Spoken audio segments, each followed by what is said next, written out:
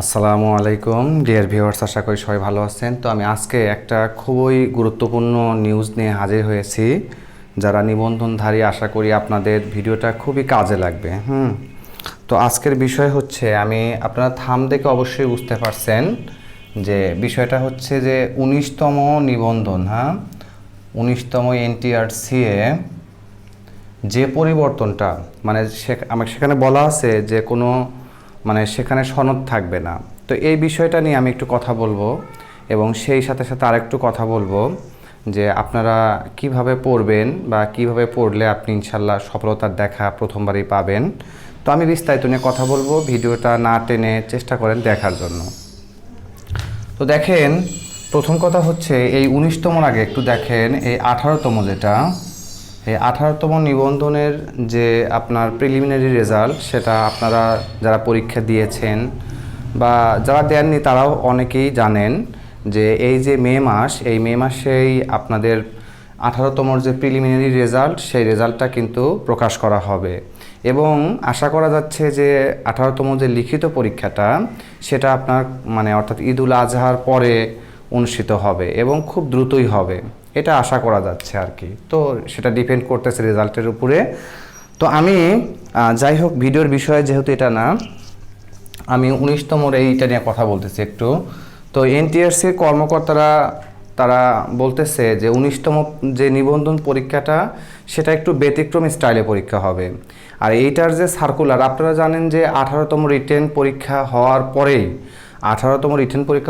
19তম circular দেওয়া হবে। অর্থাৎ আমরা এই সার্কুলারটা প্রকাশ করা হবে, সেখানে বলা আছে যে জুলাই মাসে, এই যে জুলাই মাসে নতুন সার্কুলার দেওয়া হবে। এইটা হচ্ছে 19তমদের।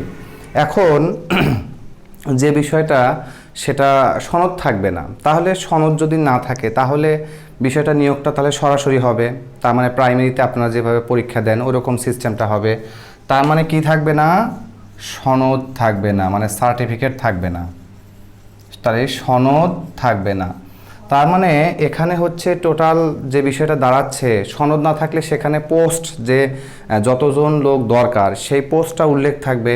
আর পোস্ট যদি উল্লেখ থাকে তার মানে ঠিক মেধাক্রমে যারা ভালো করবেন পরীক্ষাতে, মেধাক্রম অনুযায়ী কিন্তু যারা ভালো করবেন তাদেরকে টেকানো হবে। ঠিক আছে, ধরে নিলাম যে আমি একটা সার্কুলারে হয়তো ধরে নিলাম যে 30,000, ধরেন যে আপনি লিখলাম যে আমি 30কে লিখলাম, ধরেন 30,000 পোস্ট আপনার উল্লেখ করা আছে। তার মানে পরীক্ষা যতজনই দিক তাদের মধ্যে যারা সবচেয়ে ভালো, প্রথম যে 30,000 জন তাদেরকেই টেকানো হবে। কথা কি বুঝতে পারছেন?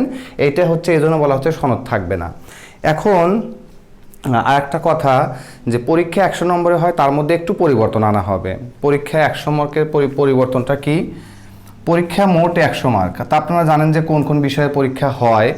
তো এখন এই বিষয়ে কথা বলতে গেলে তার আগে আমি একটা কথা বলে নিই।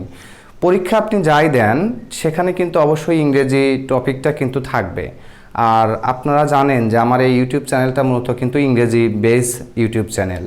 তো প্রত্যেকটা জবের জন্য, শুধু জব না, এসএসসি এইচএসসি যাই বলেন, তো বিশেষ করে জবের জন্য আপনাদের প্রত্যেকটা প্লেলিস্ট করা আছে। আপনি যেমন gerund, participle tense, voice transformation, sentence, narration পারতেছেন না, আপনি আমার প্লেলিস্টে যান, দেখবেন যে আপনার শতকরা যে ভিডিও দেওয়া আছে জবের জন্য আপনার 80%, আমি আশা করি এটা আমি আমার নিজস্ব মন্তব্য বলতেছি, অন্য কোনো স্যারের হয়তো ভিডিও দেখতে হবে না। আমি এটা আশা করি। আপনারা আমার ভিডিওগুলো দেখলে যদি ভিডিও খারাপ লাগে একটা ডিসলাইক প্লাস একটা বাজে কমেন্ট করে যাবেন, এটা আপনাদের কাছে আমার অনুরোধ থাকলো। যদি আপনি বুঝেন তাহলে একটা লাইক দিতে পারেন যদি মনে চায়, না হলে দরকার নাই। আচ্ছা, এখন যখন আপনাদের হচ্ছে 18তম রিটেন পরীক্ষাটা হবে, তখন 19তম নিয়ে তো সবাই ব্যস্ত। তো 19তমতে আপনারা যদি আমাকে ভালো রেসপন্স করেন, আমি কি করব জানেন? আমি নিয়ত করছি ইনশাল্লাহ যে যেগুলো পড়তে হবে, যেগুলো না পড়লেই না, ওইগুলোই পড়তে হবে এবং কোনগুলো ইম্পর্টেন্ট, অর্থাৎ আপনি যেন ইংরেজিতে যেন 95% প্লাস কমন পান, আমি সেইভাবে আমি ভিডিও প্রত্যেক দিন আপলোড করবো। হয়তো 2 মাস ব্যাপী সেটা বা 3 মাস ব্যাপী একটা ফ্রি কোর্স, এই কোর্সটা সম্পূর্ণ ফ্রি থাকবে। সেই ফ্রি কোর্সে আপনাদের সেটা দেওয়া হবে, মডেল টেস্ট আকারে দেওয়া হবে, কোনগুলো পড়বেন। ভাই সব পড়তে হয় না, কিছু ইম্পর্টেন্ট জিনিস পড়তে হয়। আমার সাথে থাকলে দেখতে পারবেন।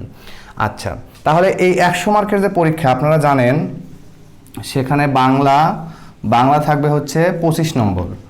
আচ্ছা, গণিত থাকবে হচ্ছে 25 নম্বর। আর আমরা যেটা বলতেছি সাধারণ জ্ঞান, আচ্ছা আমি জিকে লিখলাম, হ্যাঁ, জিকে মানে হচ্ছে জেনারেল নলেজ বা সাধারণ জ্ঞান। তো সাধারণ জ্ঞান থাকবে 25 নম্বর। আর যে 25 নম্বর, এই 19তম থেকে এটা কি বলা হচ্ছে যে আর যে 25 নম্বর আপনারা যে সাবজেক্টে পড়ালেখা করছেন, ধরেন আপনি রাষ্ট্রবিজ্ঞানে পড়ছেন বা ইংরেজি পড়ছেন বা রসায়ন বিজ্ঞান পড়ছেন, যাই পড়ছেন, যে সাবজেক্টে পড়ালেখা করছেন, ওই নিজ সাবজেক্টের উপরে, কি সাবজেক্ট, আচ্ছা নিজের সাবজেক্ট, নিজ সাবজেক্ট। তো এই নিজ সাবজেক্টের উপরে 25টা এমসিকিউ করা হবে। এবং আমি আবার বলতেছি 19তমতে কিন্তু সনদ থাকবে না। সনদ থাকবে না মানে পোস্ট উল্লেখ থাকবে, মেধাক্রমে যেগুলো ভালো সেগুলোকেই টেকানো হবে আর ওইগুলোই চাকরি হবে। আশা করি বুঝতে পারছেন আমার কথাটা। আর আমি আবার বলতেছি যে আপনারা আমার প্লে লিস্টে একটু দেখেন।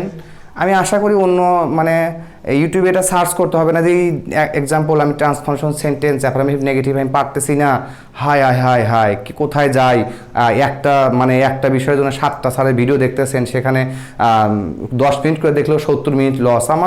আমি আশা করি আমার ভিডিওগুলো দেখেন, ভালো লাগবে, আমি এটা আশাবাদী। এবং আমি চেষ্টা করছি যে প্রচলিতভাবে শীট না পড়িয়ে কিভাবে মানে আপনার ভালো করা যায়। এবং এই যে ওই ক্লাসগুলো তো আছেই, আমি বলছি না যে 80% আপনার কমপ্লিট হবে, ওই ক্লাসের উপরে আপনাদের যদি রেসপন্স ভালো থাকে ইনশাআল্লাহ ওই ক্লাসগুলোরই আমি আবার আরও ক্লাস দিব। ওই রিভিউ ক্লাস আর একটা করে, ওইগুলো তো থাকবেই, জবে আরও যে কিছু ব্যতিক্রম আছে সেই ব্যতিক্রম নিয়ে আপনাদের আমি ধারাবাহিকভাবে ভিডিও আপলোড করব। এবং বোর্ড প্রশ্ন বলেন, বিভিন্ন যেমন মন্ত্রণালয় বিসিএস প্রশ্ন, সেগুলো অ্যানালাইসিস করে দিব, বা ইম্পর্টেন্ট চ্যাপ্টার ওয়াইজ কোনগুলো আসবে সেভাবে আমি দেওয়ার চেষ্টা করব।